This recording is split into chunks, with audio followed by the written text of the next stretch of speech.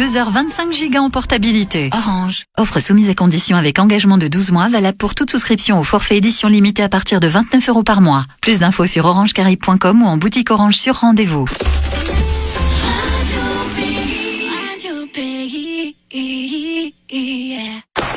Débat, analyse, commentaires, le grand forum de 11h30 à 13h sur Radio Pays. Tous les jours de la semaine, retrouvez le grand forum pour 1h30 de débat politique et les débats de société les plus importants de la Guyane. De 11h30 à 13h, Gilles Vernet est au cœur de l'actualité avec ses invités et les auditeurs au 05 94 25 76 25. Le grand forum pour comprendre et analyser toute la société guyanaise.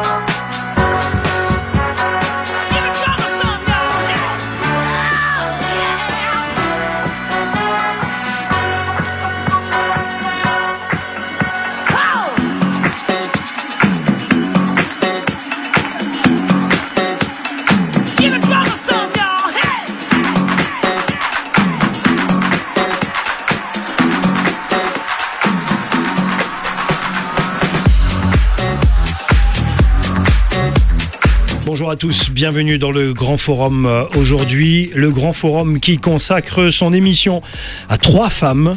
Élodie Broechstein, dirigeante de Solicase, Chantal Maurice, déléguée régionale Orange Guyane, Sylvie Ketterer, gérante de l'auto-école Sylvie. Le Grand Forum avec son titre Femme leader, mythe, mode ou nécessité. Avec vous au téléphone au 05 94 25 76 25, mais également, et vous êtes déjà nombreux sur le Facebook Live, vous pourrez faire le débat avec nous également sur notre thème de femmes leaders. Élodie Broechstein, bonjour, comment allez-vous ? Bonjour, ça va très bien, merci. Sylvie Ketterer, bonjour. Bonjour. Tout va bien ? Oui, très bien. Bonjour les auditeurs. Chantal Maurice, bonjour. Bonjour Gilles, bonjour à tous les auditeurs. Alors je rappelle, Élodie Broechstein, dirigeante de Solicase, Chantal Maurice, déléguée régionale Orange Guyane, Sylvie Ketterer, gérante de l'auto-école. Sylvie, mesdames, on va parler de votre parcours, mais également de cette femme leader que vous êtes toutes les 3 et d'autres également. Ça sera l'occasion avec vous, mes chers auditeurs, de savoir s'il y a une distinction entre les femmes et les hommes lorsqu'on parle de leadership notamment. Mais juste avant, votre parcours respectif, comment vous en êtes arrivé là ? Chantal Maurice, est-ce que quand vous étiez jeune, étudiante, vous disiez tenez, je veux finir dans cette belle entreprise Orange, à diriger également des hommes et des femmes ? Dites-nous. C'était ça votre rêve d'étudiante ? Pas du tout, Ouais. alors là, absolument pas en fait. Bon, j'ai somme toute un parcours assez classique. Bon, après le baccalauréat, j'ai fait donc une grande école de commerce et ensuite j'ai commencé à travailler pendant 1 an ou 2 donc dans des établissements de crédit, à la Fnac par exemple aussi. D'accord. Donc, voilà. Et après, j'ai passé donc on va dire un concours comme ça par un pur hasard avec une dizaine d'amis. On s'est dit tiens, il y a quelque chose, nous y allons, voilà. D'accord. Et puis finalement. J'ai intégré donc France Télécom à l'époque. Oui, France Télécom à l'époque. Ça fait quand même 25 ans, Ouais. ça fait déjà un petit moment. Mmh. Et je suis passée par différents services. Donc j'ai commencé par la finance, qui était donc l'option en fait que j'avais prise suite à mes études. Ouais. Et puis par le marketing, par le contrôle de gestion et par toute la partie commerciale aussi également. Donc j'ai dirigé donc des centres d'appel. Et maintenant, donc, je suis donc déléguée régionale sur la Guyane. Vous allez nous dire si ce parcours a été simple jusqu'à être justement déléguée régionale Orange Guyane. Élodie Broechstein, et vous, votre parcours, vos envies, ce que vous faites aujourd'hui, est-ce que c'était des envies de jeune fille ? Alors l'entrepreneuriat, pas forcément une envie déjà dédiée depuis ma jeunesse. Par contre, la thématique dans laquelle je travaille, oui, ça m'a toujours inspirée. Donc, j'ai fait une formation dans le domaine agricole. Lors de mon stage de fin d'études, j'ai été embauchée dans l'entreprise dans laquelle j'avais fait mon stage. À partir de là, j'ai réalisé différents postes dans différentes structures, notamment au lycée agricole de Matiti. Et puis, à travers une analyse en fait du fonctionnement agricole, des connaissances agricoles en Guyane, je me suis rendu compte que donc on avait quand même beaucoup de lacunes dans le domaine, notamment de la gestion de la fertilité des sols. Je rappelle, vous êtes dirigeante de Solicase. Dirigeante de Solicase, tout à fait. Qui est une société, pardon, je ne l'ai pas expliqué, mais une société d'ingénierie écologique spécialisée dans la restauration des sols dégradés et la gestion de la fertilité des sols. Et donc, à travers mes rencontres, j'ai fait la connaissance d'une scientifique au CNRS qui a travaillé toute sa vie en fait sur le fonctionnement des sols et qui souhaitait valoriser en fait tout son savoir scientifique pour une application concrète sur le terrain. Et donc, on a décidé de s'associer et de créer cette société Solicase qui permet de transférer les résultats de la recherche dans un domaine d'application économique. Rapidement, le sol guyanais, complexe, pas simple? C'est pas simple, non, en effet. Très fragile, c'est un sol très fragile. Absolument, j'ai vu quelques conférences là-dessus et effectivement, les gens ne peuvent pas s'imaginer toute la difficulté. Vous également, Sylvie Ketterer, alors, votre parcours pour arriver jusque-là, notamment, vous êtes gérante de votre auto-école. Et pas seulement, en plus. Pas seulement, non, j'ai plusieurs casquettes. Absolument. Donc, mes parents sont arrivés en Guyane en 1980. Ils sont tous les deux artisans. Mon père est ébéniste menuisier et puis ma mère faisait aussi partie de l'entreprise. Donc, ils se sont installés en Guyane. J'ai suivi. Je suis leur enfant unique. J'ai été scolarisée à l'externat Saint-Joseph. Donc, ça m'a permis d'avoir de la rigueur aussi. Et je me suis jamais projetée dans un milieu administratif. Être dans un bureau toute la journée, c'était pas dans l'idée. Mon père, très jeune, m'a donné des tâches administratives à faire, la gestion aussi de l'outillage et de la quincaillerie dans l'entreprise. Donc, quand je dis très jeune, c'est dès l'âge de 14-15 ans. Donc, se lever tôt et se coucher tard, j'ai l'habitude. Et lorsque j'ai passé mon bac, à la sortie du bac, je me suis dit, il faut que je trouve ma voie à moi. Je me voyais pas reprendre l'entreprise de mes parents, parce que c'est un milieu assez ingrat quand même. Et je me disais, il faut que je fasse quelque chose pour moi, et quelque chose qui me plaise. Donc, enseigner, ça m'a toujours plu, mais je voulais pas avec des enfants. Le monde de l'automobile me plaisait aussi, donc je me suis dit, l'auto-école, c'est génial. Ça fait partie exactement de ce que je veux, c'est-à-dire je suis à la fois à l'intérieur pour des cours théoriques, et ensuite, sur la partie pratique, je suis à l'extérieur, et j'enseigne. Donc, voilà. Et je fais de la sécurité routière, donc c'est génial. Donc, je me suis tout de suite faufilée dans cette voie. J'ai passé mon examen, je l'ai eu en 93.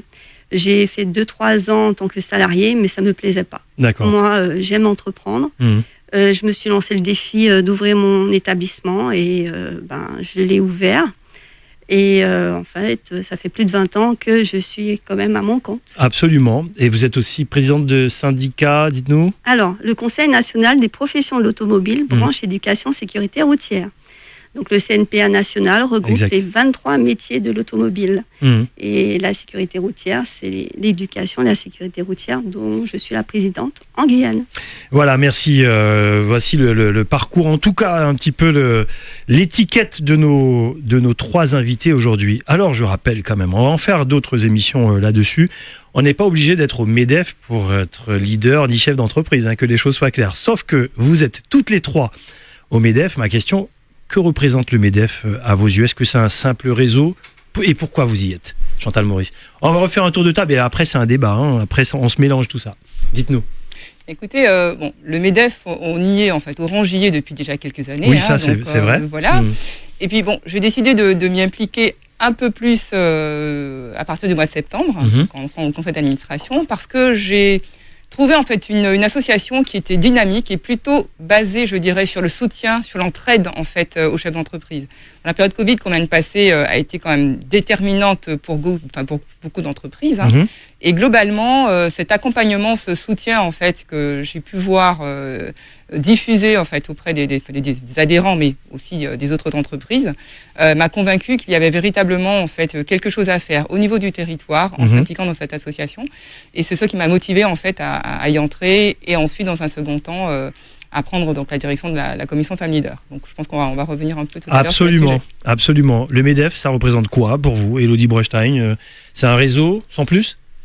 Alors, pas qu'un réseau, en effet. Donc, nous, ça fait maintenant 2 ans qu'on est adhérent au MEDEF. Ouais. La principale... Qu'est-ce que ça vous apporte? L'objectif principal était en effet de pouvoir rentrer dans un réseau, mais également pouvoir avoir un porte-parole aussi de notre activité. Donc, l'environnement est un sujet de plus en plus... phare pour tout domaine économique et du coup on a pensé qu'à travers ce réseau et cette adhésion on avait la possibilité du coup de partager notre expérience et notre vision de cette thématique. Un réseau de chefs d'entreprise. Et pour vous? Alors le MEDEF nous permet aussi d'avoir un appui, c'est-à-dire que quand on va au niveau syndical ou même un chef d'entreprise tout seul, il fait une demande à lui tout seul, il n'est pas forcément entendu. Tandis que si c'est appuyé par le MEDEF, on nous entend un peu plus. Et on peut échanger aussi, puisqu'il y a des cafés qui sont organisés par le MEDEF, où il y a des thèmes précis, et on peut échanger des informations précieuses et parler de nos expériences. C'est très important, parce que c'est enrichissant. Rester isolé, c'est difficile. Tandis que là, c'est vraiment un lieu d'échange, de partage et de soutien. Parce que quand une entreprise va mal, on peut dire qu'elle va mal et on peut trouver des solutions. On va parler de la gestion de l'entreprise tout à l'heure, comment vous gérez les hommes et les femmes avec qui vous travaillez. Mais juste avant, est-ce que vous avez senti une difficulté dans votre parcours jusqu'à arriver où vous êtes aujourd'hui en tant que femme? Est-ce que vous avez senti que c'était plus difficile que d'autres? Ou bien parcours classique, Chantal Maurice? Je dirais que j'ai commencé... Là, on ne parle pas de diriger, on parle juste du parcours. Oui, du parcours, c'est ce que j'avais compris. On va dire que ma carrière s'est passée en 2 temps. Donc un premier temps où j'ai commencé en fait en métropole, où j'ai eu la chance en fait aussi d'exercer dans mes différentes activités dans beaucoup de régions, de secteurs, y compris en dehors aussi de la France, la France métropolitaine. Et bon, là, je dirais que ça n'a jamais été un sujet, véritablement. Donc ça n'était pas en fait chez France Télécom ni chez Orange. Oui. Mais à l'extérieur non plus. Hein, donc ça l'a été quand je suis, je dirais, revenue dans ma région natale. D'abord aux Antilles, puis en Guyane. Puisque bon là, je me suis retrouvée donc en position de manager en fait beaucoup de monde, beaucoup d'équipes différentes. Des hommes et des femmes. Des hommes et des femmes, exactement. Où là, effectivement, il a fallu en fait, je me suis dit mais en fait oui, je suis une femme dans une fonction en plus où il y a plus d'hommes, je dirais, que de femmes, donc la fonction managériale en particulier. Donc, du coup, il a fallu justement que j'affine mon style, que je le trouve, et que justement, je m'attelle à comprendre aussi dans quel environnement j'évoluais. Donc, m'adapter, en fait. Donc, bien entendu, il y a une différence entre la théorie, ce qu'on apprend à l'école, et globalement, quand on se trouve face au terrain, comment derrière on doit justement trouver en fait la bonne voie. Donc oui, effectivement, ça a été un sujet, mais je pense que compte tenu du résultat, ça s'est plutôt même très très bien passé, et on a en fait en nous les ressources de pouvoir justement inverser certaines situations. On verra dans la manière de manager, de diriger tout à l'heure. Sylvie Quetera, le parcours, vous avez senti une différence parce que vous dites je suis une femme ou pas du tout? En fait, quand j'enseigne ou quand je suis dans mon établissement, je sens pas le fait d'avoir une pression par rapport à être une femme ou un homme. J'enseigne. Donc, je n'ai pas ce ressenti. Lorsque je suis avec mes collègues hommes, ils me font pas sentir que je suis inférieure au niveau formation, parce que je suis une femme. Je n'ai jamais ressenti cela. Donc, il n'y a pas de sujet pour vous là-dessus? Non. Très bien. Et vous, Élodie Brechstein? Alors de mon côté, ce qu'il faut savoir aussi, c'est, je l'ai pas dit tout à l'heure, mais quand j'ai créé cette société, j'étais assez jeune. J'ai créé la société à 25 ans. Oui. Donc, pas beaucoup d'expérience dans ce domaine-là. Gros défi. Énorme défi. Oui. J'ai vraiment appris tout au fur et à mesure. Et puis en plus, donc un sujet qui à l'époque n'était pas forcément encore. C'était nouveau. Une dizaine d'années moins préoccupant, on va Absolument. dire. Donc voilà, il y a eu un premier combat par rapport à ce sujet-là, et puis ensuite il a fallu prouver notre légitimité, qui a été quand même assez important en termes de travail, d'investissement sur ce sujet. Mmh. Et par rapport à la position de femmes entrepreneurs, je n'ai pas forcément ressenti fortement un impact de par mon côté féminin, mais plus un manque d'encadrement en fait, lié surtout à ma jeunesse à l'époque, quoi. Très bien, donc je sens bien qu'il n'y a pas de sujet là non plus sur ce domaine précis. Leadership au féminin, comme s'il fallait le distinguer avec le leadership au masculin. Est-ce que vous avez, mesdames, et je vous pose la question, Sylvie Ketterer, là, prenez la parole quand vous voulez, est-ce que vous avez une façon de manager vos équipes? Est-ce qu'une femme dirige autrement, différemment? Est-ce que vous avez suffisamment de recul, de ressenti pour nous dire que vous faites les choses autrement? Alors, je pense qu'une femme écoute beaucoup plus. Elle communique plus, elle a des ressentis. Quand il y a un malaise, elle le ressent immédiatement et elle instaure un climat de communication, en fait. Sentir qu'il y a une tension, essayer de comprendre pourquoi et trouver des solutions. On a plus cette sensibilité-là en tant que femme. Donc, je pense qu'on est beaucoup plus à l'écoute. On est moins dans la productivité, on est plus dans la qualité et le savoir-vivre ensemble. Donc, cette petite différence-là, vous ressentez comme ça. Et vous, Elodie Broechstein, il y a une façon de dire... Je partage vraiment ce sentiment aussi, parce que au sein de mon entreprise, c'est pour moi une gestion un peu familiale, quoi. Donc, du coup... il y a beaucoup d'échanges, je suis à l'écoute. Quand il y a des soucis avec un membre de mon équipe, on discute, et parfois ça peut aussi sortir du cadre purement du travail. D'autres sujets peuvent être préoccupants qui ont un impact aussi sur l'investissement de la personne dans son travail. Donc je suis plutôt... je partage cette vision en question. Chantal Maurice, vous, c'est peut-être différent, il y a plus de monde dans l'entreprise, il y a des services différents. On sait que dans ce genre d'entreprise-là, c'est un combat pour arriver jusqu'à la direction, il y a des pots de banane ici et là. Dites-nous, vous, est-ce qu'il y a une façon de diriger en leadership au féminin? Est-ce que ça existe vraiment?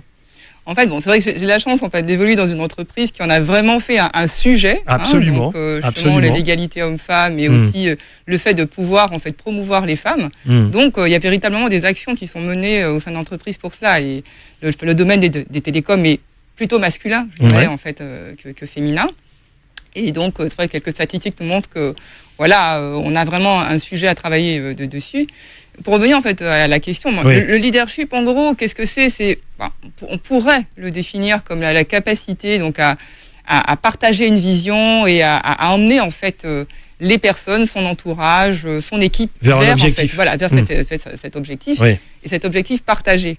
Et peut-être que, sans tomber dans les clichés, la femme a peut-être justement cette capacité d'écoute, d'attention qui permet justement de comprendre quelles sont les motivations de chacun. Donc plutôt d'écouter, de faire partager, de faire collaborer plutôt que d'imposer une vue.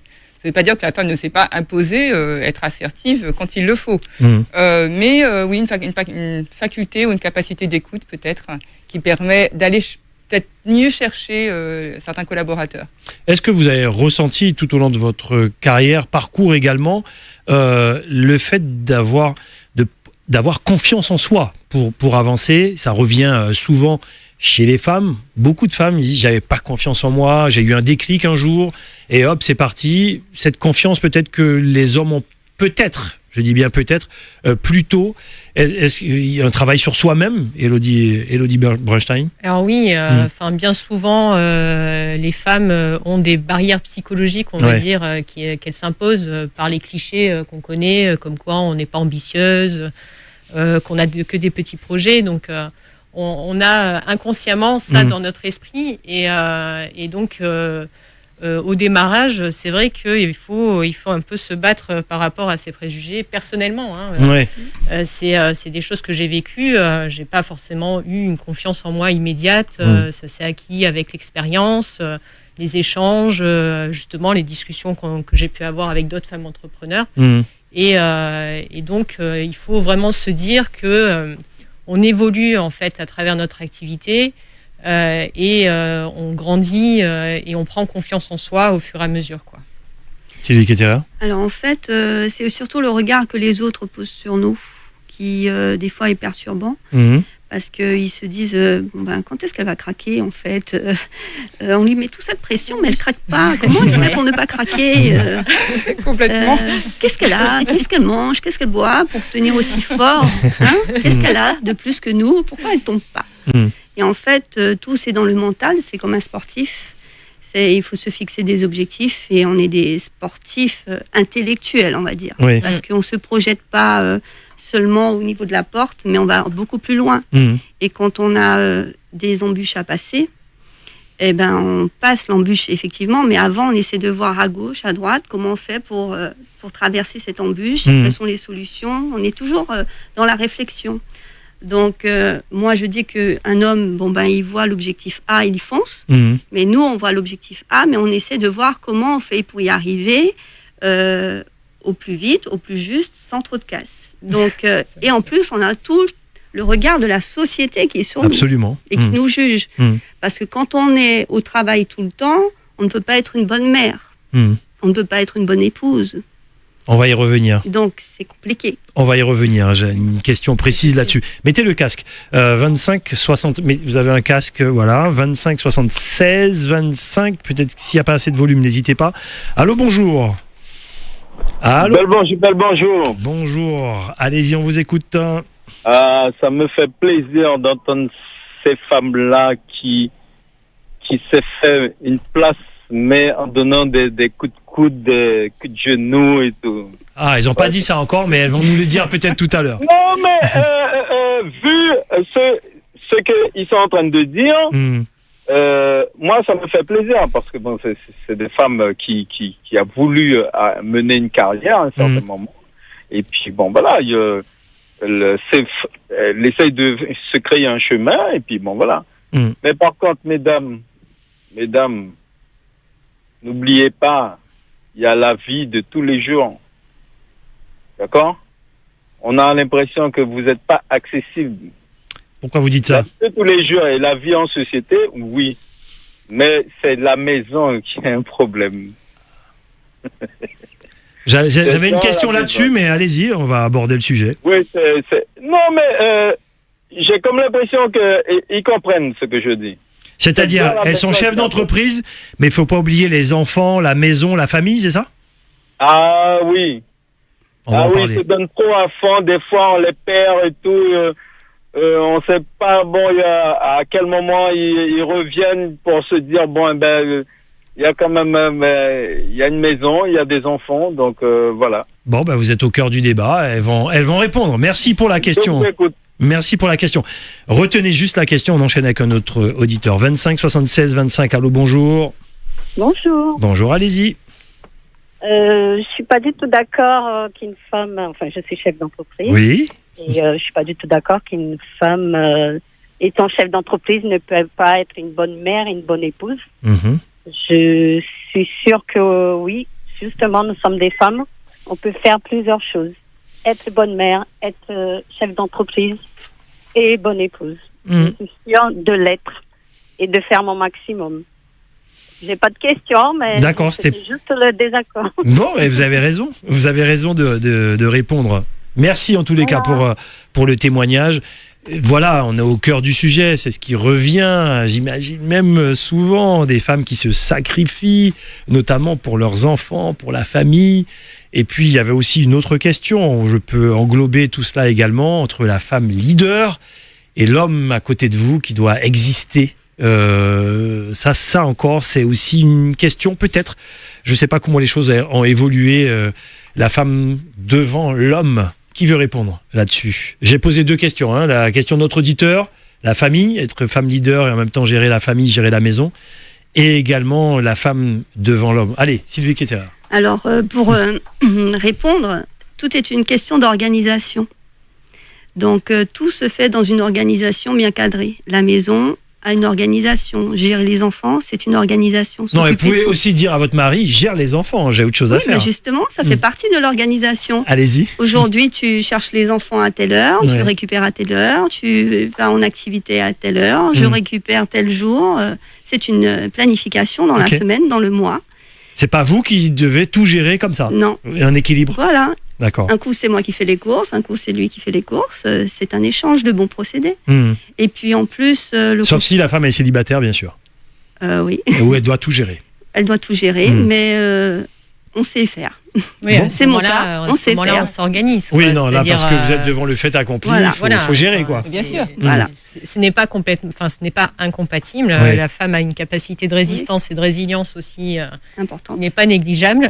Oui, l'histoire nous l'a montré tous les jours, de toute façon. Donc, du coup, c'est en effet une organisation qui n'est pas forcément toujours très simple, qui demande des fois des compromis, mais c'est évident que nous sommes capables de faire plusieurs choses à la fois. Et que nous pouvons diriger, mais aussi être une parfaite maman ou épouse. Oui, j'ai l'impression que pour vous, c'est même pas un sujet. Alors, c'est intéressant la question de notre auditeur parce qu'elle revient souvent, même si on est en 2021, elle revient quand même. Mais ça permet aussi de montrer que c'est même pas un sujet pour vous, question d'équilibre. Si on a des enfants à gérer, une famille à gérer, on est chef d'entreprise, on a aussi des hommes et des femmes à gérer également. J'ai l'impression que pour vous, c'est une question d'organisation. Voilà, c'est fait, en fait. Moi, je dirais même plus que c'est un de nos facteurs clés en fait de succès, c'est la capacité à s'organiser, à trouver le bon équilibre en fait justement entre tous ces univers dans lesquels nous sommes attendus et sur lesquels il faut que nous soyons, que nous montrions l'exemple et la direction. Mais c'est vrai que les deux interventions sont quand même intéressantes dans la mesure, de nos auditeurs, sont dans la mesure où en fait elles montrent aussi qu'il y a véritablement une question d'image en fait extérieure, c'est-à-dire que la société a sur la femme. Je gère l'entreprise, je gère la famille. Voilà, donc en fait, quelle est la place de la femme Oui, bien sûr. Voilà, la femme, en fait, elle est plutôt au foyer, elle fait l'éducation, etc. Mais on n'attend pas forcément la femme dans une position, en fait, disons, de dirigeante. Alors que la femme, en fait, dirige plein de choses. Bien sûr. Ne serait-ce que son foyer. Voilà, ou l'éducation de ses enfants. Donc là aussi, il faut avoir quand même des bonnes capacités de leadership pour éduquer ses enfants. Donc, quel que soit le niveau où on intervient, ce sont les mêmes capacités souvent qu'on mobilise. Et il y a aussi la question d'image, en fait, que la femme a sur elle-même. Et là, ça rejoint directement ce que disaient mesdames, sur la question de confiance, où, quelquefois, notre éducation ne nous donne pas forcément suffisamment confiance, en fait, en nous. Donc, si on a la chance d'évoluer dans un environnement qui nous renvoie cette image de confiance, ou d'avoir aussi des parents qui nous poussent, bon, ça a été mon cas, je pense que ça a été le cas de certains d'entre nous aussi, qui nous poussent à aller le plus loin possible, eh bien oui, on peut avancer. Mais il y a un véritable travail sur la confiance en soi, en fait, à faire, pour justement, derrière, embrayer cette capacité à avancer. À une époque, je vous pose la question, on prend un auditeur, vous allez mener la réflexion pour la réponse. À une époque, souvent les femmes se sacrifiaient leur carrière pour leur mari. Elles allaient le suivre alors qu'elles avaient une carrière d'un côté. Et on va voir si les choses ont évolué là en 2021, dans le siècle où nous vivons. Est-ce que les femmes se sacrifient encore pour la carrière de l'autre ? La réponse tout à l'heure, 21 25 76 25. Allô, bonjour. Bonjour Gilles. Bonjour Huguette. Bonjour mesdames. Bonjour. Bonjour. Gilles, Dan a posé une question, une très bonne question. Mesdames, je ne suis pas dans l'entreprise, mais je suis une femme sur le terrain, une militante de longue date, depuis à l'âge de 11 ans. Et je peux vous dire que ça sacrifie un couple et ça sacrifie votre famille. J'ai eu mes enfants très tôt. J'ai toujours géré mon ménage, mon mari et tout. Mais à un moment, on est usé. On est usé et j'ai raté. J'ai raté ma famille. Mes enfants, le dernier a 50 ans cette année, je les ai eus très jeunes. Et dernièrement, qu'est-ce que j'apprends ? Tu nous as manqué. Et là, ça a été la catastrophe. Ah, les enfants qui disent ça. À 50 ans, mon dernier fils me dit, maman, tu nous as manqué. Et là, j'étais en larmes, malgré que j'ai toujours une psychologue. On peut pas. On peut pas... je vous dis, vous êtes jeunes, mesdames, j'aurai 70 ans en novembre, je suis usée moralement. Même pas par mes problèmes, mais par les problèmes de la rue, de la Guyane et tout. Et j'ai raté 2 de mes fils. Il y a un, le plus grand, c'est fini, il est dans son monde. Et le deuxième a pris un mauvais choix. Et le dernier qui me dit l'autre jour, maman, tu nous as manqué. Huguette, c'est dur ce que tu dis là. Ça veut dire que tu es en train de dire à nos invités aujourd'hui que si elles restent chefs d'entreprise, si elles veulent encore aller plus loin... Je leur dis de faites attention. Ouais. C'est pas elles vont répondre. Leur donne des Weston à 15 ans. Je leur donnais des blousons à 300 € en francs à Saint-Ouen. Pour moi, ils avaient tout. Ils n'avaient pas besoin de caresses. Ils n'avaient pas besoin d'affection. Je rentrais. Vous avez mis le linge dans la machine. Je repars. Faites attention à vous et tout. J'étais une dictature. Voilà ce que j'étais. Et bien aujourd'hui, je pleure. Je pleure parce que je les ai manqués. Ils ont le courage de me le dire. Et ça, c'est dur. C'est bien, vous êtes des chefs d'entreprise. Elles vont répondre. C'est bien, vous avez votre machin. Mais pensez, comme Dan disait, à la famille. Accordez un moment à votre mari. Nous irons au cinéma. Mais moi, c'était la dictature. Je rentre fatiguée, heureusement, 42 ans, je sais que mon mari, il a été un beau-père adorable, mais qui n'a pas pu prendre des décisions parce que quand je rentrais, il fallait, elle a fait ça, il faut que je règle ça. Ton caractère qui était comme ça. Je ne voulais pas qu'il réglait le problème. On va voir ce qu'en pensent nos invités. Ne faites pas comme moi, je vous en supplie. Merci. Prenez un peu de temps pour votre époux, votre compagnon et vos enfants. Merci beaucoup. Qu'en pensez-vous? Qui veut répondre? Alors, allez, allez-y. Oui, du coup. Et c'est une femme qui vous le dit. C'est certain que c'est un sujet extrêmement important. Et il n'y a pas un jour où je me dis est-ce que je suis suffisamment présente auprès de ma fille, est-ce que je fais pas trop pour mon travail, est-ce que j'oublie pas le reste de ma famille.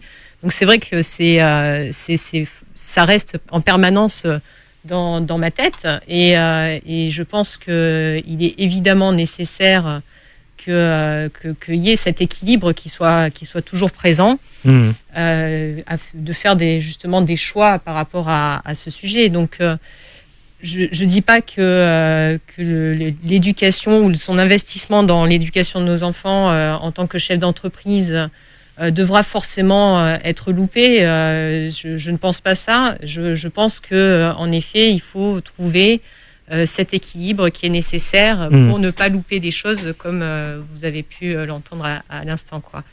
Après, les enfants sont fiers de leur maman, chef d'entreprise également. Mais c'est toute la question. Allez-y sur cette question. Ensuite, le prochain auditeur après vous, Chantal Maurice. Allez-y. En général, je vais répondre sur la question du compagnon. Ce qu'une femme chef d'entreprise cherche, c'est surtout le soutien moral. D'accord ? Et l'appui. Une épaule pour poser sa tête, parce qu'il y a du boulot. Voilà, pleurer aussi, ça c'est important. Et puis que cette personne puisse comprendre que là, aujourd'hui, ça va pas, ça n'a pas été une bonne journée. C'était rempli de soucis, de choses à gérer. Donc se dire, tu sais, là je te sors de la maison et je vais t'emmener au restaurant ou bien te faire une balade ou manger une glace, quoi. Rigoler. Penser à autre chose que l'entreprise et les soucis. Donc, la femme, en général, quand elle est leadership, c'est ce qu'elle recherche. Et quand l'homme et la femme sont les deux leaders, deux managers, vous allez me dire comment ça se gère, ça aussi. Chantal Maurice.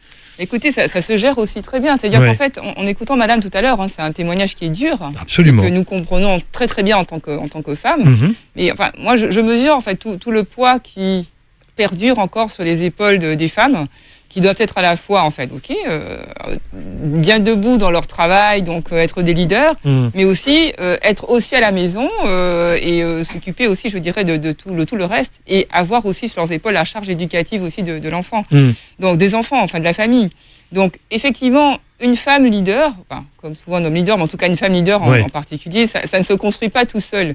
l'entourage est absolument fondamental. Donc on peut avoir, je dirais, absolument les meilleures capacités d'organisation, d'écoute et tout, mais il faut aussi un entourage le plus proche. Un entourage, donc, je dirais la famille et le compagnon, qui soit aussi debout aussi aux côtés de sa femme. Et ça, c'est absolument fondamental. Donc ne pas en fait laisser peser ce regard accusateur en disant bah oui, si tes enfants ne sont pas réussis, c'est de ta faute. C'est parce que voilà, non. Arrêter justement, casser ce cliché. Et c'est ce sur quoi nous devons absolument en fait travailler. Oui, bien sûr.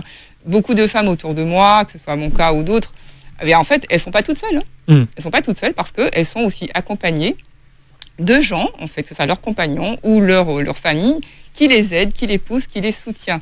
Et ce soutien aussi est vraiment fondamental pour que justement la femme puisse avancer le plus loin possible. 25 76 25, allô, bonjour. Le débat vous intéresse. Allez-y. Oui, je reviens. Oui, bien sûr. Guéguette l'a dit.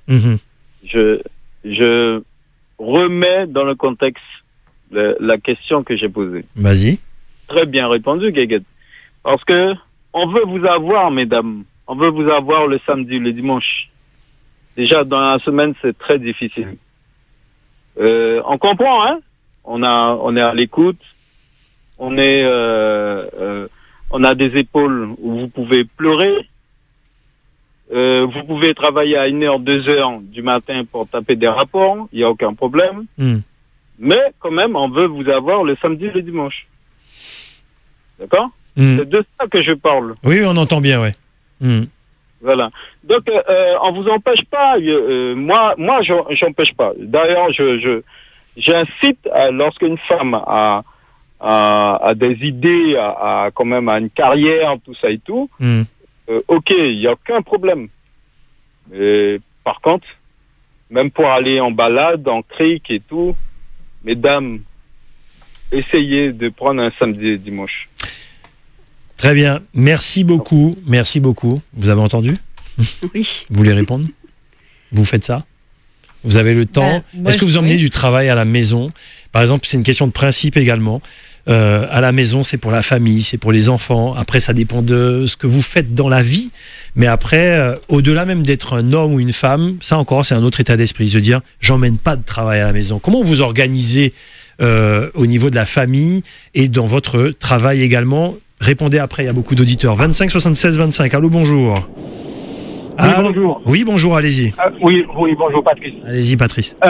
Oui, donc, bon, moi, je n'irai pas dans le même sens, ou plutôt, ma question ne sera pas orientée dans le même sens que ce que j'ai entendu tout à l'heure. Ouais. Moi, ce que j'aurais aimé savoir, une femme qui est une gestionnaire dans l'âme, quelle que soit là où elle est, elle gère. Une femme, ça gère tout le temps. À quel moment elles peuvent faire la coupure entre le boulot et la maison? Très bien. Donc, est-ce que vous sentez un peu là où je veux aborder, absolument. c'est-à-dire ne pas être à 100% gestionnaire. Ouais. C'est-à-dire se laisser un peu de folie, se laisser autre chose, être égoïste aussi, hein, s'il faut. Mais à quel moment elles peuvent faire la coupure? Merci, Patrice. Je vous laisse répondre. Ah, merci pour cette très bonne question en fait, de notre auditeur, parce que c'est vrai qu'en tant que femme, on a un peu tendance à s'oublier, en fait, et à vouloir être parfaite sur tous les plans. Très féminin. Ah, donc voilà. Et c'est une grosse problématique. C'est arriver justement en fait à ne pas se perdre, à ne pas s'oublier en fait dans toutes ces obligations, à trouver ce temps en fait d'échange avec nos amis. Oui, bien sûr. Donc ce temps pour soi. Et oui, on parlait d'organisation tout à l'heure. Ouais. C'est en fait déjà en prendre conscience. Parce que des fois, on n'en prend pas forcément conscience. On a l'impression que la femme leader veut montrer, pardonnez-moi l'expression, plus, pour dire je suis au boulot et genre j'ai pas droit à l'erreur, je sais pas pourquoi. Peut-être qu'une femme leader peut se dire qu'elle n'a pas droit à l'erreur. Je sais pas, qu'en pensez-vous? C'est un cap à passer, je dirais. C'est un cap à passer parce que oui, en tout cas, bon, si je prends simplement et ensuite les auditeurs, je vous oublie pas. Oui, il y a un moment où en fait on est amené à devoir en faire davantage pour montrer qu'on fait aussi bien qu'un homme. Ouais. Voilà, pour pouvoir, je dirais, s'imposer, imposer ses compétences dans le domaine dans lequel on est. Et puis après, arrive à un moment donné où on se dit, mais bon, je n'ai plus à en approuver, en fait, voilà, j'ai prouvé ce que j'avais à prouver. Donc maintenant, ok, je travaille et je suis d'égal à égal, en fait, avec mes collègues masculins. Et avancer avec ses défauts également, hommes et femmes, je veux dire, on peut faire des erreurs dans le management, et alors, je veux dire, allons-y. Voilà. Mais ça fait partie du parcours qu'on a en tant que chef d'entreprise. Je veux dire, pour pouvoir avancer, on apprend de nos erreurs Bien et sûr. on avance, qu'on soit un homme ou une femme. Donc c'est le parcours valable général. pour tout le monde. Notre auditeur, travailler tout le temps et s'oublier, ne pas penser à soi, week-end, etc. C'est pas votre cas, c'est votre cas, dites-nous. Alors, pour ma part, j'ai planifié... Vous pouvez travailler 24 sur 24 hein, si vous vous arrêtez pas. Oui, En c'est fait, ça. on s'arrête jamais. Hein, Oui. On s'arrête jamais. Mais oui. Mais moi, je me suis imposé dans le mois 2 dates bien précises où je ne pense qu'à moi. D'accord, c'est personnel. Voilà. Très bien. Parce qu'à un moment donné, quand on 2 y a... dates dans le mois. Oui, 2 dates. D'accord, 2 jours dans le mois. Ouais, 2 jours dans le mois où je ne pense qu'à moi. D'accord. Égoïstement. Bon. Donc ça peut être aussi partager un moment bien précis avec mon compagnon. D'accord. Faire une journée fille avec ma fille. D'accord. Parce que j'ai qu'une seule fille. Le fait d'être manager, on n'a pas eu l'opportunité d'avoir beaucoup d'enfants non plus. Et donc partager ces moments-là, c'est très important. Pour que justement l'enfant ne nous reproche pas de ne pas avoir vécu des choses avec elle. Et parce que des fois, les enfants ne parlent pas, parce que vous êtes leader, manager, et ils en sont conscients, ils sont heureux, parce que ça aussi, quand l'entreprise fonctionne, ils peuvent voyager, avoir des cadeaux, etc. Et puis, peut-être qu'il y a le fameux manque à la maison, comme nous a dit Huguette tout à l'heure. Vous trouvez un équilibre, vous. En tout cas, moi, j'ai en face de moi des femmes qui ont trouvé cet équilibre-là. Oui, grâce à ma fille, parce qu'en fait, elle me l'a dit à un moment donné, quand elle était au collège, qu'en fait, il n'y avait pas une part pour elle dans le temps. Il n'y avait que pour l'entreprise, et qu'elle n'existait pas. Et comme j'ai vu que ça impactait sur sa scolarité, donc j'ai décidé justement de faire ces journées filles. D'accord, la fameuse journée mère-fille ou mère-fils. 25 76 25, je vous donne la parole tout à l'heure. Allô, bonjour, on enchaîne 3 auditeurs. Bonjour. Bonjour. Allons-y. Oui, juste je suis dans la même situation que ces 2 dames, aussi chef d'entreprise, et le rôle du compagnon, c'est extrêmement important. J'ai un conjoint sur qui je peux compter, et avec les enfants, et pour me consoler quand ça va pas, parce qu'il y a des moments difficiles. Et je pense qu'être bien accompagné, avoir une famille qui soutient le projet, un mari ou un conjoint qui soit le plus présent possible, ça aussi, ça a contribué à notre équilibre. C'était mon petit témoignage, voilà. Merci beaucoup. Merci pour le témoignage. 25 76 25. Allô, bonjour. Oui, bonjour, Gilles. Bonjour, allons-y. Bonjour à tes invités. Oui, bonjour. Oui, j'oublie. Tu as oublié de dire aussi, attention, il faut qu'on fasse bien la part des choses. Ce n'est pas la panacée que des femmes. Les hommes aussi, chefs d'entreprise, ont une certaine négligence du foyer. Et assez souvent, tout se repose sur les dos de la femme. Et ça assez souvent, parfois, ça pose des problèmes. Ils n'arrivent pas à finir leur tour ensemble, parce que, à un moment donné, ça arrive que ça s'éclate, quoi. Oui, des problèmes de couple lorsque... Oui, ça arrive, hein, il le dit franchement, notre auditeur. Quand les 2 sont managers également, vous allez pouvoir y revenir. 25 76 25. Allô, bonjour. Bonjour. Allons-y. Oui, c'est Laetitia. Donc, bonjour Laetitia. Je souhaiterais féliciter ces dames qui sont sur le plateau, qui sont toutes de valeureuses femmes, et revenir sur l'interrogation d'un des auditeurs de tout à l'heure. Est-ce qu'il demandait un samedi, un dimanche? Oui. Je pense sincèrement que quand une femme est leader, c'est une question de volonté, c'est une question d'accompagnement, comme l'ont dit plusieurs personnes. Et avant tout, le couple est une équipe. C'est une équipe, c'est pas l'homme sacrifie sa carrière au détriment de l'avancement de sa femme, ou réciproquement. On a décidé d'avancer, c'est un projet commun, et on avance ensemble. Sans quoi, je ne vois pas la réussite de la femme, l'épanouissement dans sa mission, si elle sait quand elle rentre qu'il faut qu'elle se contraigne, si elle n'a pas envie d'avoir un week-end, alors qu'elle a d'autres préoccupations. L'homme est à même à comprendre ce genre de choses-là. il doit normalement être à même à comprendre ce genre de choses-là afin qu'ils puissent évoluer ensemble. Merci, femme leader, vous-même, Laetitia. 25 76 25. Allô, bonjour. Je vous donne la parole après. Allô, bonjour. Bonjour, Philippe, à l'appareil. Bonjour, Philippe. Alors, ce que j'aimerais dire, c'est qu'on est dans une société où on apprend beaucoup de choses. On apprend à construire des avions, à construire des fusées. On apprend à construire des bateaux. Mais à aucun moment, on apprend aux hommes et aux femmes à vivre ensemble. Et en plus, on est dans une société où on apprend dès le plus jeune âge, dès l'adolescence, aux femmes à s'opposer aux hommes et aux hommes à s'opposer aux femmes. Après, s'opposer, vous dites, carrément. Oui, parce que la littérature informelle de la société fait que beaucoup d'adolescentes se construisent en opposition aux garçons, et beaucoup de garçons se construisent en opposition aux adolescentes, et jamais en partenariat. Mais forcément, lorsque tout ce monde est amené à vivre ensemble, chacun veut tirer la couverture à soi. Et c'est la raison pour laquelle beaucoup de couples ne durent pas, contrairement à une époque où quasiment tous les couples duraient. Bien sûr, la société était différente, mais on apprenait à composer avec l'autre. Aujourd'hui, on apprend chacun à être Dieu tout-puissant. Et si l'autre ne veut pas suivre, il n'a qu'à faire ses valises. Alors il serait temps qu'on apprenne aux hommes et aux femmes à vivre ensemble, tout simplement. Merci. Merci. Allez, on a entendu plein de choses depuis tout à l'heure. On fait une petite pause téléphone. Vous pourrez rappeler dans quelques instants. Qu'en pensez-vous de tout ce qu'on a entendu? Clairement, 3 témoignages extrêmement intéressants, effectivement, et surtout par rapport à ce que disait monsieur en fait tout à l'heure. On est en fait dans le rapport de force quelquefois, et il faut justement éviter dans ce débat de tomber dans le rapport de force. Il n'y en a pas un qui vaut mieux que l'autre, la femme ne vaut pas mieux que l'homme et l'homme ne vaut pas mieux que la femme. C'est une question effectivement d'équilibre et d'équipe qu'il faut absolument trouver. C'est quelque part la clé du succès en fait, justement, avoir une femme chef d'entreprise ou un homme chef d'entreprise, c'est cette question d'équilibre, d'écoute et de compréhension en fait l'un de l'autre. Moi, j'aurais une question franche pour vous. Je veux une réponse franche comme vous faites depuis tout à l'heure, mais cette question-là, elle n'est pas simple. Vous voulez répondre à tout ce qu'on a entendu, mesdames, ou je vous pose la question?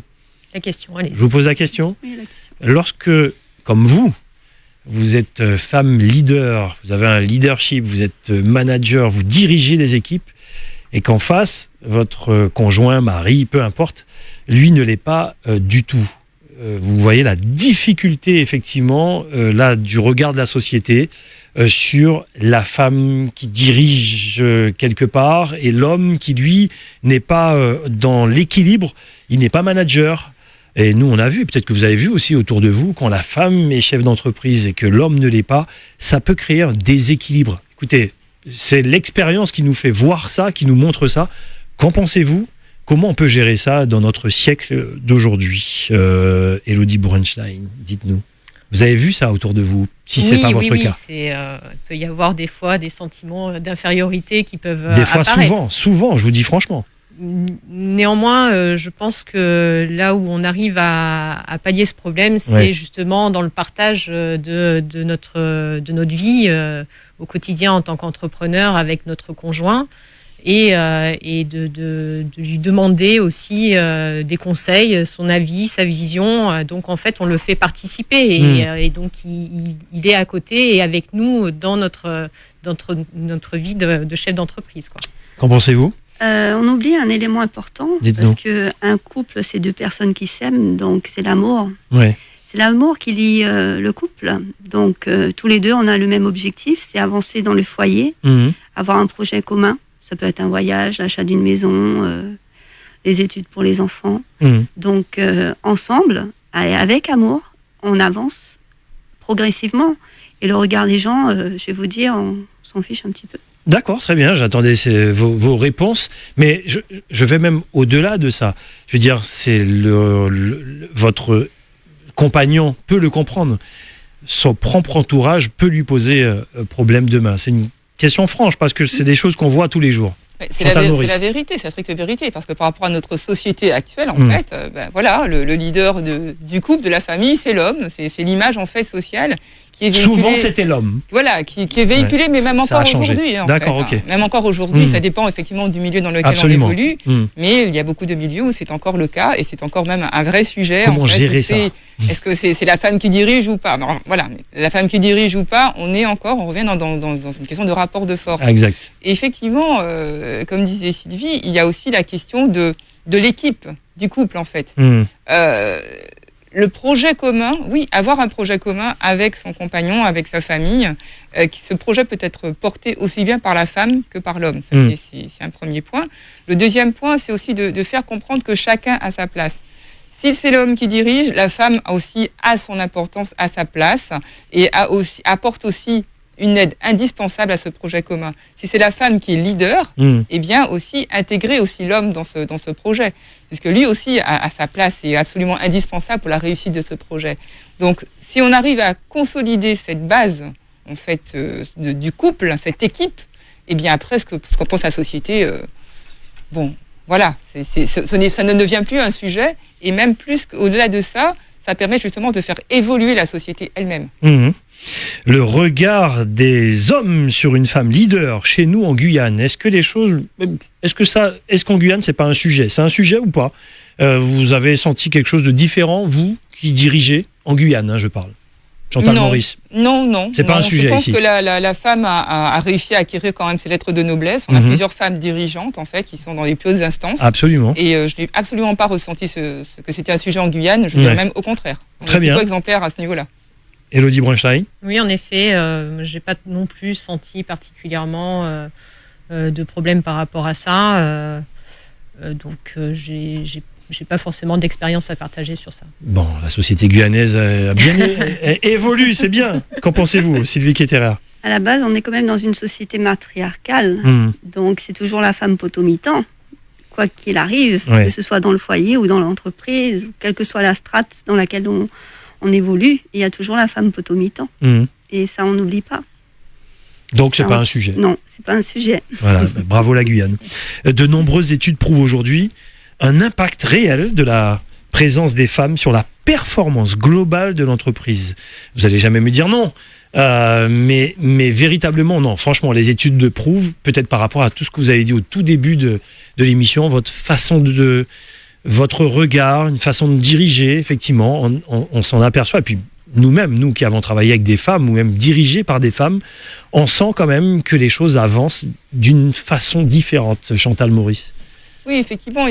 J'avais en mémoire une étude qui disait que les entreprises, en fait, qui ont dans leur management des femmes ou qui sont dirigées par des femmes, seraient donc 63% plus performantes que celles où on a un management exclusivement masculin. Oui. Bon, voilà, c'est vraie étude. Voilà, tout à fait. Donc, alors peut-être parce que aujourd'hui, par rapport, je dirais, à l'évolution de notre société, les capacités en fait entre guillemets féminines ou attribuées aux femmes, là aussi pareil, il faut pas tomber dans les clichés. Absolument. Seraient peut-être plus mobilisées pour, je dirais, pour la performance globale, la performance économique globale, qu'il y a peut-être quelques années où on s'appuyait peut-être davantage sur des valeurs de virilité, de rapport de force. Aujourd'hui, en fait, on est plutôt dans du management participatif, collaboratif, de la co-construction aussi des fois, en fait, de stratégie, et qui fait que, eh bien voilà, ça mobilise peut-être plus des facultés féminines. Voilà. Mesdames. Tout a été dit, c'est clair. D'accord, très bien. Égalité homme-femme, on avance parce que c'est souvent ce qui revient, notamment les fameux 8 mars dans le monde entier. Pareil, on va pas rentrer dans des débats au niveau national et international parce qu'on le sait très bien, dans certains pays, il y a des femmes qui ont toujours pas droit à la parole, qui peuvent pas conduire une voiture, etc. On est dans la société comme la nôtre, ici en Guyane, égalité homme-femme. Pareil, est-ce qu'on avance dans ce domaine? Lorsqu'on parle de salaire également, est-ce qu'on avance dans ce domaine? Comment vous voyez cette chose-là également, Sylvie Ketterer?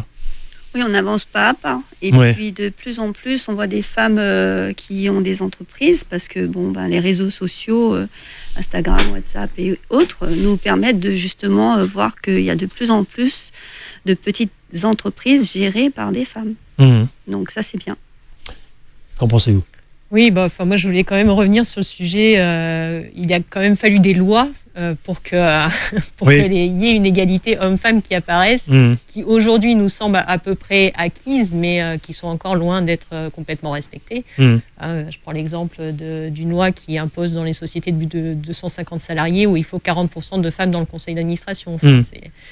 Donc ça avance, c'est pas encore complètement acquis, je pense. Il y a encore beaucoup de travail. Et ce qu'il faut aussi voir, c'est pourquoi les femmes vont dans l'entrepreneuriat. Il y a plusieurs sujets, soit parce qu'elles n'arrivent plus à évoluer dans leur société et donc elles décident de prendre leur liberté, on va dire entre guillemets, soit parce qu'elles trouvent pas de travail et donc voilà, ou par rapport à ces inégalités qu'elles rencontrent dans leur fonction de salarié par rapport à d'autres personnes aussi compétentes, quoi. Chantal Maurice, le combat de votre entreprise également pour cette égalité homme-femme. Oui, effectivement, c'est devenu un sujet chez nous et il y a quand même des avancées significatives. Bien sûr. Très bien, mais je dirais qu'en fait, cette question égalité homme-femme, en fait, l'évolution est très diverse d'un environnement à l'autre, d'une société à l'autre. Il y a même des sociétés où il y a plus ça de régresse. En fait, non, mais il y a des sociétés régresser. Pas des sociétés, il y a des entreprises où il y a plus de femmes que d'hommes, etc. Bon, là, c'est encore un autre débat. Mais dites-nous. Après, en fait, on peut attribuer cela à plusieurs choses. En fait, pourquoi justement cette difficulté à avancer qui pousse en fait les femmes vers l'entrepreneuriat. L'idéal serait qu'elles ne soient pas poussées vers l'entrepreneuriat justement parce qu'elles n'arrivent plus à évoluer dans leur propre environnement, ce qui est une réalité en fait. Absolument. C'est vrai. Alors, comprendre aussi pourquoi il y a autant de barrières, de freins peut-être de la part des hommes à laisser avancer les femmes. Est-ce que c'est une question de peur, de peur de prendre la place? Enfin, il y a tout un sujet, en fait, une sensibilisation, une communication à faire aussi peut-être dans notre société, auprès aussi des entreprises, pour faire comprendre justement que le fait d'avoir peut-être plus de femmes à certaines fonctions sera peut-être plutôt un plus pour l'entreprise, plutôt qu'en fait qu'un risque. Pourquoi, enfin, vous pouvez rebondir, pourquoi l'homme aurait peur que la femme avance plus vite que lui? Pourquoi? C'est une bonne question. Là, on revient encore donc c'est des questions que je vais poser à un homme. Non, c'est mon. Est-ce que vous avez la réponse? Mais justement, ce serait intéressant parce que là, on va s'exprimer en tant que femme. Mais c'est quand même bien de partager les deux visions. Absolument. Donc, est-ce que c'est une question peut-être de peur de perdre une position dominante? Voilà, il y a plusieurs facteurs. Mais j'aimerais bien la réponse d'un homme. Non, on va faire une émission là-dessus. Alors, j'avais idée de faire une émission avec des hommes, justement sur le regard des femmes de ce fameux 8 mars, comment les choses évoluent et autres. Et moi, ce qui m'a toujours un peu dérangé depuis tout le temps, en vérité, c'est sur cette question de salaire. Est-ce que vous avez vécu ça vous-même ou vous l'avez vu autour de vous? Quel est votre regard là-dessus? Même poste, même étude, mais la femme serait moins payée que... Personnellement, dans mon parcours professionnel, j'ai jamais vu ça. Je vous le dis, j'ai jamais vu une femme être moins bien payée qu'un homme à compétences égales. Est-ce que vous l'avez vécu? Dites-nous. Dans mon secteur d'activité, non, pas du tout. D'accord. Et vous? Moi, oui. Je l'ai vécu. Je l'ai vécu. Alors, sans forcément m'en rendre compte tout de suite, parce que voilà, je l'ai su un petit peu plus tard. Pour un même poste, avec globalement la même formation, j'étais moins payée que la personne qui m'a remplacée en question, quoi. Quand vous l'avez su, vous avez tapé du poing sur la table et vous avez dit il n'en est pas question. Il n'en est pas question. Et puis j'ai monté mon entreprise, comme ça, moi je serais maître de mon salaire. Vous êtes allé encore plus loin. Vous êtes encore allé plus loin. Oui, d'accord. Donc, très bien. Du coup, je trouve ça complètement inadmissible qu'on puisse encore avoir ce genre de choses, ce genre de pratiques dans les entreprises. C'est pas parce qu'on est une femme qu'on aura moins d'investissement. Est-ce que c'est pas une question de ne pas oser négocier? J'ai l'impression que les femmes n'aiment pas négocier à l'époque. Peut-être que les choses ont bien évolué aujourd'hui. Négocier son salaire, là où peut-être les hommes iraient plus franchement pour dire moi je vaux tant, je veux tant. Et peut-être qu'à une certaine époque, les femmes n'osaient pas négocier un salaire. Je sais pas. Qu'en pensez-vous? Peut-être que ça peut être en effet une barrière. On revient sur les fameuses barrières psychologiques de départ en disant qu'une femme se dévalorise plus ou moins, ou en tout cas n'arrive pas à avoir suffisamment confiance, alors qu'elle a toutes les compétences nécessaires au même titre qu'un homme, quoi. Donc en effet, ça peut être quelque chose qui peut être un souci. Un facteur. Ouais, un facteur. D'accord. Chantal Maurice. Écoutez, bon, chez Orange, c'est vrai que c'est pas du tout un sujet, donc je n'ai pas du tout eu à avoir de soucis par rapport à ça. Par contre, oui, il y a peut-être une timidité ou une réticence peut-être à aller négocier, à aller réclamer, à les réclamer plus. Donc oui, dans mon entourage, j'ai des cas où la femme à compétence égale est moins bien payée que l'homme. D'accord. Maintenant, donc ça signifie aussi que il y a peut-être deux aspects à travailler. Un aspect peut-être sur la confiance en fait en soi. On revient en fait à la question de la confiance en soi. Donc la confiance suffisante pour aller aussi réclamer son dû par rapport à son travail et par rapport à son talent, ses compétences.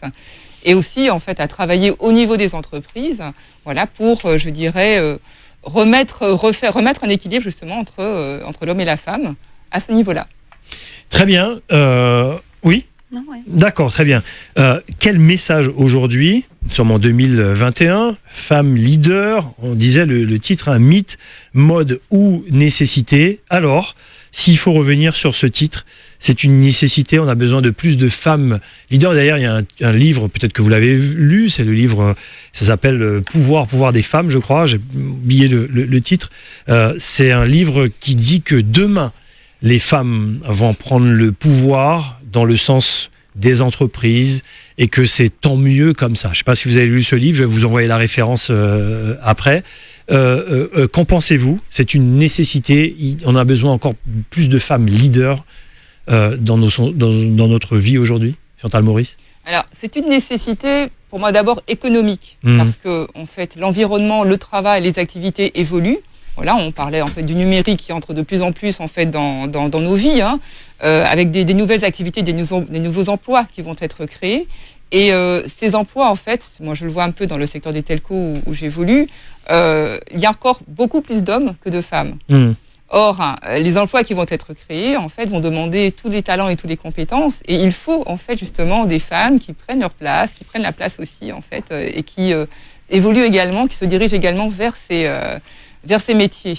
Par contre, dans ce que vous disiez, ça me gêne un petit peu, en fait. Le fait de dire les femmes prennent le pouvoir. Non, c'est le livre qui dit ça, c'est pas moi. Voilà, mais on n'est pas, justement, éviter de rentrer dans ce rapport de force. En fait, les femmes vont prendre le pouvoir par rapport aux hommes. Je dirais plutôt que les femmes prennent leur place à table. Voilà. Elles ont tout aussi, je dirais, droit à la même part de gâteau, en fait, que leurs collègues masculins. Donc, qu'elles s'assoient à table. Je vais vous envoyer la référence de ce livre. Alors, c'est sur justement le titre de notre émission, Femme Leader, mythe, mode ou nécessité. En effet, ça devient nécessaire aujourd'hui par rapport à la situation actuelle au niveau sociétal. Donc, on va passer par cette phase-là pour que ça devienne une évidence, à mon avis.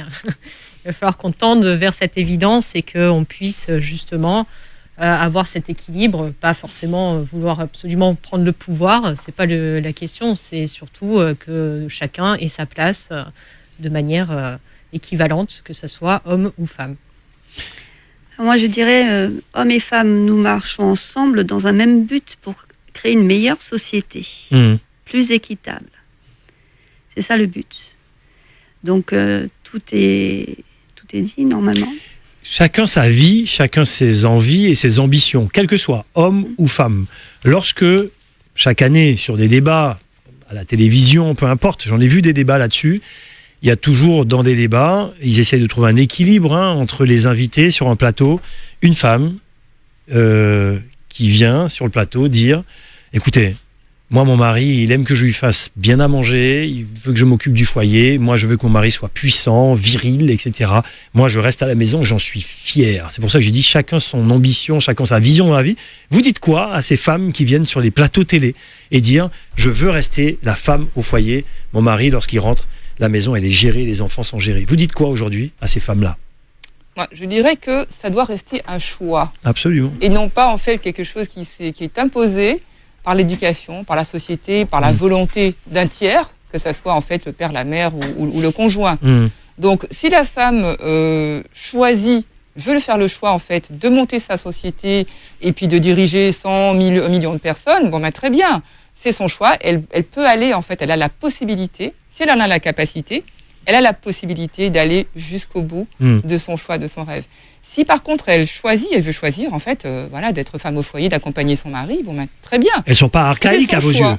C'est ce que je veux dire. C'est pas archaïque à vos yeux. Non, on ne régresse pas. Ce n'est pas du tout une question d'archaïsme. C'est une question de possibilité de choix, d'avoir en fait tous les possibles ouverts et ce qui permettra justement en fait à chacun de trouver sa place. Très bien, pas d'opposition.